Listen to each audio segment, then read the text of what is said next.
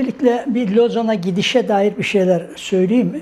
Çünkü Lozan'a gitmezden önce yaşanan bir milli mücadele dönemi var ve o dönemde Türk egemen sınıfları Kürtlere ve Kürdistan coğrafyasına çok şiddetli bir ihtiyaç içinde oldukları için savaş boyunca sürekli vatanın tarifini Kürtlerin ve Türklerin vatanı olarak yaptılar. Vatanın siyasal bileşimini de Kürtlerin ve Türklerin eşitliği üzerinden kurdular. Milli mücadele de öyle gelişti. İngiliz politikası Kürtlerle Türkleri ayırmak ekseninde ve Kürtlere en azından bir otonomi verme taahhüdü üzerinden şekillenmişti. Ama dönemin Kürt egemen sınıfları Türklerle birlikte davranma tercihinde bulundular. Türk egemen sınıfları da onlara gelecekte eşitlik taahhüdünde bulundular. Dönemin bütün belgeleri, bütün altına imza atılmış olan sözleşmeler bu eksenle kurulmuştu. Lozan'da aslında bu statü değişti.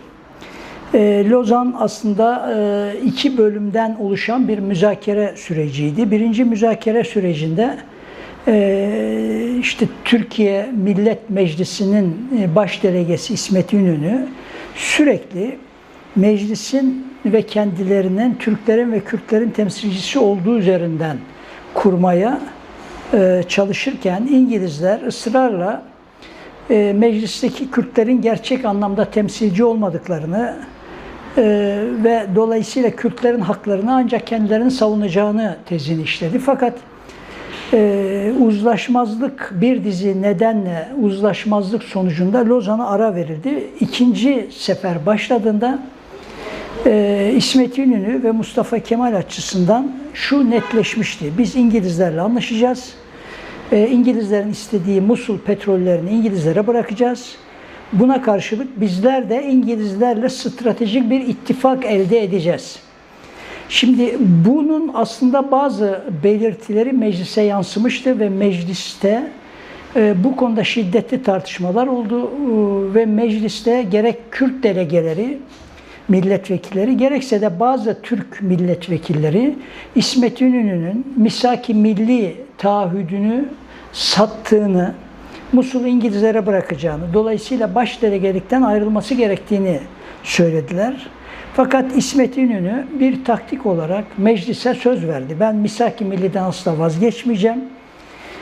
Musul'dan da vazgeçmeyeceğim. Musul'u İzmir'i savunduğum gibi savunacağım diye söz verdi.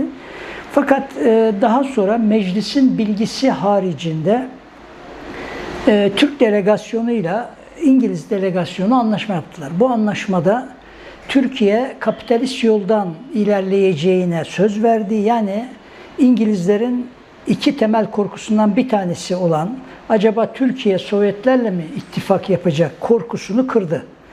İkinci meseleyi de biz Musul'u İngilizlere vermek üzerinden bir anlaşma yapıldı ve sonuçta İngilizlerin istekleri gerçekleşmiş oldu. Buna karşı Türk egemen sınıfları da kurulacak olan vatanın tek sahibi olma taahhüdünü İngilizlere kabul ettirdiler. Dolayısıyla Lozan'a gidilirken biz Kürtler ve Türkler adına giden heyet Lozan'ı meclisten gizli bir şekilde imzalayıp gelirken aslında sadece Türklerin temsilcisi olarak geri geldi ve Kürtlerin İngilizlerle birlikte asimilasyon süreci başlatıldı. Yani Lozan Anlaşması deyim uygunsa Kürdistan'ın cetvelle İngilizler ve Türk egemen sınıfları arasında paylaşılması anlaşmasıydı. Hani Türk egemen sınıfları, tarih yazıcıları şeyi çok severler. Cetvelle Orta Doğu'nun sınırları çizildi lafını çok severler. Oysa cetvelle sınır çizme operasyonunun en önemlisini, yani Kürdistan'ın ikiye bölünmesini bizzat kendileri İngilizlerle birlikte yapmışlardı. Yani bugün Irak-Türkiye sınırı dediğimiz sınırlar aslında Türk egemen sınıflarıyla İngiliz egemen sınıflarının kendi çıkarları doğrusunda gerçekleştirdikleri bir paylaşım anlaşmasıydı. Şimdi genel olarak milli mücadeleye dair işte Türklerin emperyalizme karşı milli mücadelesi olarak anlatılır. Bu da bir safsatadan ibarettir. Aslında İngilizlerle göğüs göğüse hiçbir mücadele verilmemiştir. İngilizlerle göğüs göğüse mücadele veren tek kişi Şeyh Mahmud Berzenci'dir. Gerçekten de İngiliz kuvvetlerini Misaki Milli alanı içinde olan Süleymaniye bölgesinde püskürtmüştür. Buna karşılık da İngiliz hava kuvvetleri bütün Kürt köylerini bombalamıştır. Ama Türkiye sınırları içinde resmi kuvvetlerin İngilizlerle bir tek çatışması olmamıştır. Lozan Anlaşması da emperyalizmle anlaşma ekseninde gerçekleşen bir anlaşmaydı ve bunun mağduru, bedeli ödeyen kesim ise Kürtler olmuştur. Bu açıdan gerçekten de Lozan Anlaşması'nı mutlaka bu açıdan dönüp yeniden irdelemek lazım. Çünkü Lozan Anlaşması sayesinde hem İngilizler petrollere sahip olmuşlardır, hem Türkiye onların müttefiki olmuştur. Buna karşı Türk egemen sınıfları da dönüp kendilerine bırakılan Kürt nüfusun Türkleştirilmesi konusunda olağanüstü şiddet kullanarak olağanüstü hukuksuz bir dönem yaşamıştır ve bu politikayı da İngilizlerin desteğiyle, İngilizlerin en küçük bir protestosu olmadan gerçekleştirmiştir. Bu açıdan baktığımızda Lozan, dediğim gibi mağduru Kürtler, kazananı İngilizler ve Türkler olan bir anlaşma olarak tarihe geçmiştir. Dolayısıyla günümüze gelip de eğer Lozan'a dair bir söz kurulacaksa, Lozan'a dair kurulacak olan söz bizim demokrat olup olmadığımızın da ölçütü olacaktır. Biz eğer demokratsak o dönemki Lozan Anlaşması'nı bu boyutuyla da değerlendirmek zorundayız. Yok eğer demokrat değil, milliyetçi, Türkçü, kolonyalist isek o zaman işte Lozan'a dair bugüne kadar anlatılan hikayeler anlatılmaya devam edilecektir. Ama bu hikayeler anlatıldığı müddetçe Türkiye'de gerçek anlamda halkların kardeşliği, demokrasi, laiklik, hukuk devleti, vatandaşlık hukuku olması mümkün değildir. Dolayısıyla Lozan'a mutlaka sorgulayıcı bir bakış açısıyla bakmamız lazım. Gerçekten de Kürtlerin statüsüz bırakıldığı bir anlaşma anlamına gelir. Ama hani şunu da belirtmekte fayda var. Kürtler önceki dönemde de statüsüzdüler. Kürtler aslında 1850'lere kadar bir statüye yani bir otonomiye sahip idiler. Fakat 2. Mahmut döneminden itibaren Osmanlı Devleti de bütün vergileri doğrudan İstanbul'a akıtmak, dolayısıyla başta Bedirhan Bey olmak üzere Türk ulusal önderlerini, egemen sınıflarını aradan çıkartmak için Kürdistan bölgesini doğrudan kendisine bağlamıştır. Ve dolayısıyla Kürtleri statüsüz bırakmıştır. Deyim uygunsa milli mücadele döneminde bu durumun değiştirilip Kürtlere statü verileceği ve bu statünün Türklerle eşitlik statüsü olacağı söylenmiş. Ama milli mücadele kazanılıp İngilizlerle de anlaşma yapıldıktan sonra tekrar eski statüye dönülmüştür. Ama Öcalan'ın da işaret ettiği gibi bu seferki statüsüzlük çok daha ağır bir statüsüzlüktür. Çünkü Osmanlı döneminde Kürtlerin özelliği 1850'den itibaren ortadan kaldırılmıştır ama Kürtlerin ana dillerine müdahale edilmemiştir. Kürtlerin Kürt olarak yaşama imkanları ellerinden alınmamıştır. Ama 1923'te Lozan'la yapılan anlaşmanın hemen akabinde yapılan bütün uygulamalar Kürtlerin Kürt olarak var olma hakkını ortadan kaldırmıştır. 21 Anayasası tasfiye edilmiş ve dolayısıyla Kürtlerin kendi yaşadıkları mekanları kendilerinin yönetilme imkanı ortadan kaldırılmıştır. Çünkü 1924 Anayasası tamamen katı merkezcil bir anayasadır. Artı merkeziyetçilik yanı sıra bir de herkesi Türk ilan eden bir anayasadır. Oysa 21 Anayasası otonomi, ademi, merkeziyetçi bir anayasaydı ve Kürtlerden söz etmediği gibi Türklerden de söz etmiyordu. Türkiye halkı diyordu, anasır-ı İslam diyordu.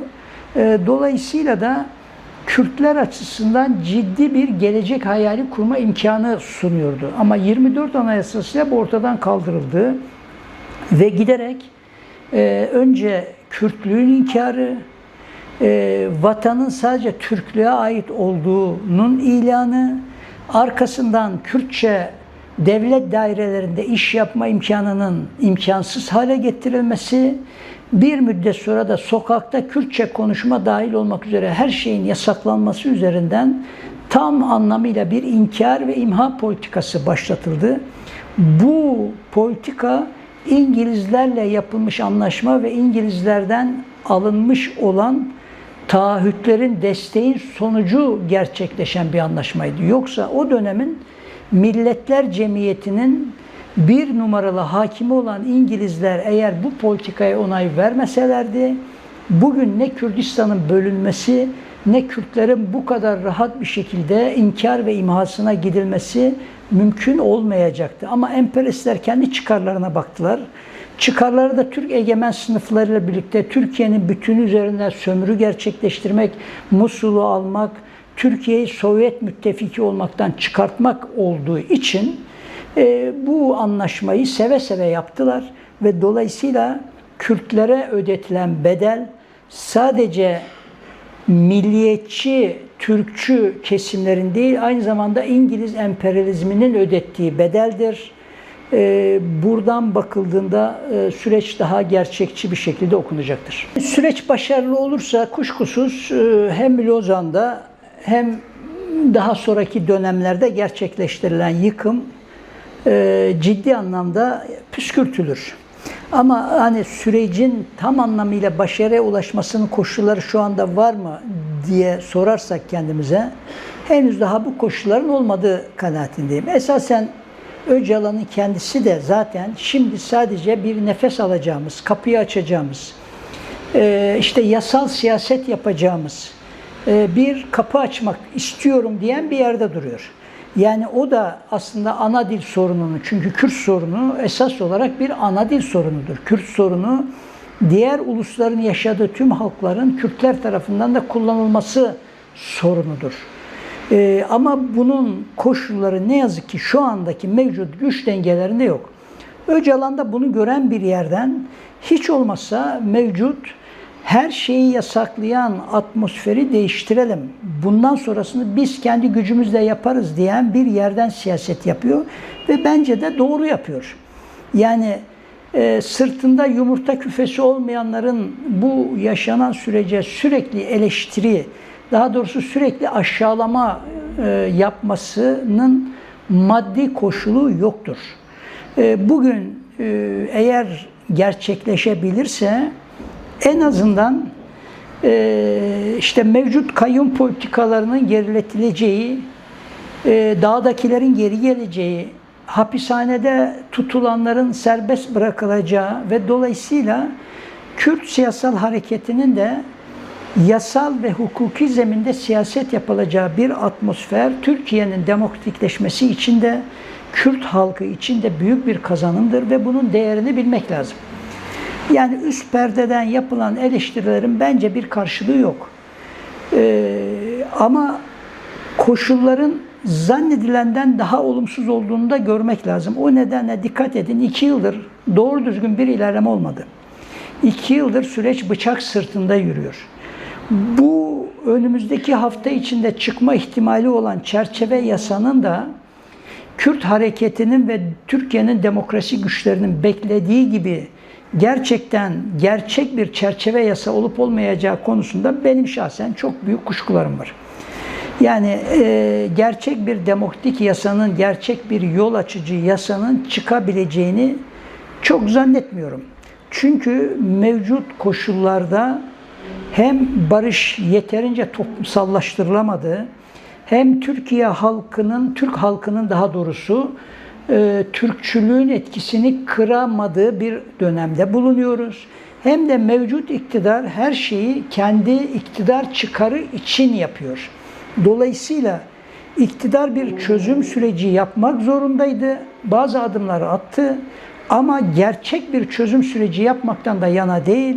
O nedenle bu süreç her halükarda iyidir, doğrudur. Dolayısıyla Öcalan'ın yapmaya çalıştığı şey doğrudur ama bunun başarıya ulaşabilmesinin bu mevcut taktik süreçte önünde bir dizi engel var. Dolayısıyla bu engelleri de değerlendirmek, abartılı bir hayalde kurmamak gerektiğini düşünüyorum. Umalım ki çerçeve yasa benim az önce belirttiğim kaygıları boşa çıkartır, bir yerden çıkar. Çünkü sadece Kürtlerin değil, Türkiye'deki herkesin aslında farkında değil ama özellikle Türkçü ideolojinin etkisi nedeniyle farkında değil ama Türkiye'deki her sınıftan insanın, her sınıftan Türk'ün de böyle bir yasanın doğru düzgün çıkmasına çok ihtiyacı var. Aksi takdirde Türkiye'nin demokratikleşmesi de mümkün olmayacaktır. Bence en kritik eşik Kürt halkının iradesini özgürce ifade etmesinin, Kürt siyasal hareketinin özgürce siyaset yapabilme hakkının başarılamamasıdır.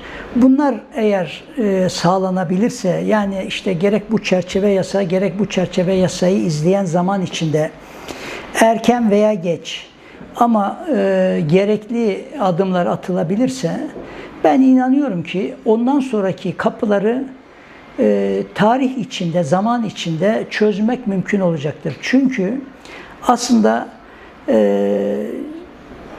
bugüne kadar çok büyük baskılar yaşamış Kürt halkının ilk defa tarihin kendilerinden yana aktığı bir dönem içindeyiz. Hiç kuşkusuz elde edilen statüler çok güvensiz bir yerde duruyor. En son Suriye'de gördüğümüz gibi Kürtlerin elde etmiş olduğu ve Suriye'nin bütününü de demokratikleşme inisiyatifi sağlayan o statü zorla, şiddetle ellerinden alındı. Burada Ankara, Washington, Londra, Riyad hepsi birlikte işbirliği yaptı.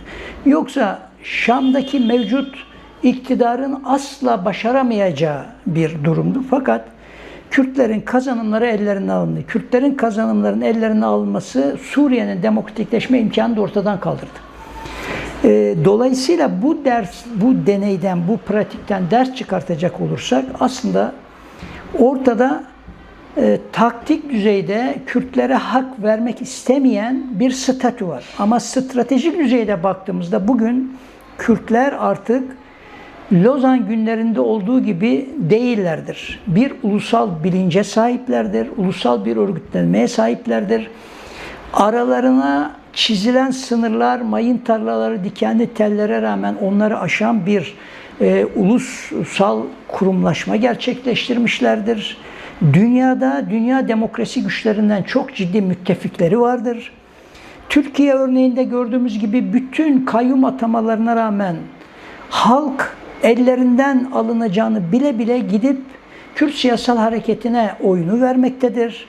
Yani dolayısıyla ortada çok güçlü bir irade ve dünya eğer demokrasiye doğru yönelecekse de bölgede Kürtleri devletsiz, statüsüz, ana dilsiz, otonomisiz bırakan bu statünün ila nihaya yaşayabilme imkanı yoktur.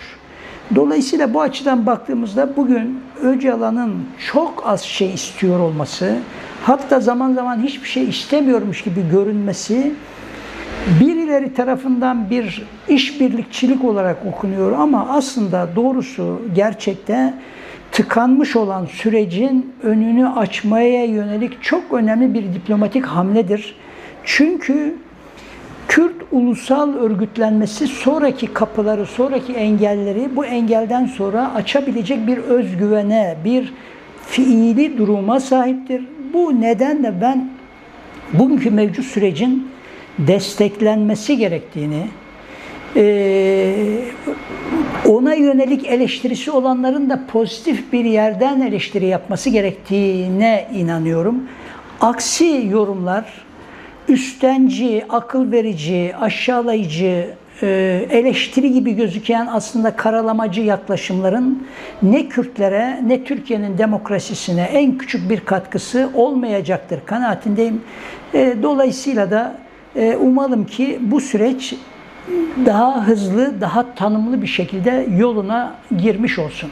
Doğrusu Öcalan'ın bu Kürt-Türk ittifakı vurgusu yaparken bunu salt olumlayan bir yerden düşünmediği kanaatindeyim. Çünkü Türk-Kürt ittifakı ister Malazgirt, ister başka örnekler olsun, ister milli mücadele dönemi olsun, bu topraklarda yaşayan başka halkların da tasfiyesi gibi sonuçlar üretti. Şimdi düşünün 1915'te Ermenilerin tasfiyesinde dönemin Kürt egemen sınıflarının da rolü var. Veya işte diğer birlikte ittifak hamlelerinin. Dolayısıyla Türk-Kürt ittifakı bugün ciddi anlamda milliyetçiliğin etkisi altında olan Türk halkını ikna etmek için aslında geliştirilen bir hamle olduğu kanaatindeyim. Ama bu toprakların ve demokrasinin sadece Kürtler ve Türklerden ibaret bir şey olmadığını da herkesin kulağına küpe etmesini gerektiğini düşünüyorum. Şimdi dönüp Öcalan'ın önceki metinlerine, önceki konuşmalarına baktığımızda Öcalan'ın gerek Ermeniler konusunda gerek diğer halklar, inançlar konusunda aslında bir dizi olumlu ve onların haklarını gören bir yerde durduğunu unutmak mümkün değil. Dolayısıyla bu açılımın ben şu andaki mevcut diplomatik atağın bir parçası olduğunu düşünüyorum. Bölge ve Türkiye sadece Kürtler ve Türkler üzerinden demokratikleştirilemez. Çünkü bugüne kadar Kürtler ve Türkler üzerinden atılmış bütün adımların sonucunda Türk egemen sınıfları köprüyü geçtikten sonra dönüp Kürt kardeşlerinin boğazına yapışmışlardır. Kürtlerin hak ve özgürlüklerini onların ellerinden çekip almışlardır. Yani dolayısıyla hani Kürt siyasal hareketi bunun fazlasıyla bilincindedir. Dolayısıyla ben dediğim gibi bu cümleleri bu dönemin mevcut kapılarını açmak için bir taktik, açılım, Türk halkını demokrasiden yana ikna etmek için yapılan bir adım olduğunu düşünüyorum. İnanıyorum ki bugün Türkiye'de örneğin DEM Parti'nin şahsında da görüyoruz bunu. Halklar arası ayrım yapmadan, inançlar arası ayrım yapmadan herkesin kendini ifade edebileceği bir demokratik programa sahip tek hareketin sadece Kürtler ve Türkler üzerinden bir yaklaşımla kendini sınırlamasının mümkün olmadığını, eğer böyle bir yönelim olursa bu demokrasiden uzaklaşmak olacağını düşünüyorum. O nedenle dediğim gibi bugün mevcut sıkışıklığı, tıkanıklığı aşmak için diplomasinin gereği yapılıyor diye düşünüyorum. Çünkü bu topraklar sadece Kürtler ve Türklerden ibaret topraklar değildir. Kaldı ki işin içinde sınıflar var. İşin içinde Türkiye'de ezilen Alevi kimliği özgürlüğünde gördüğümüz gibi inançlar meselesi var. Dolayısıyla bu sadece bir yol açmadır ve yol açma itibariyle de anlaşılması gereken bir açılım olduğunu düşünüyorum.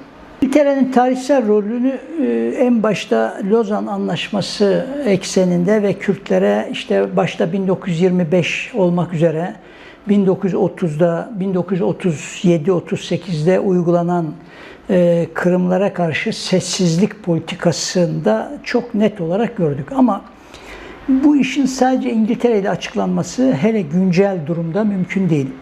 Dünün İngiltere politikasını bugün Amerika uygulamaktadır.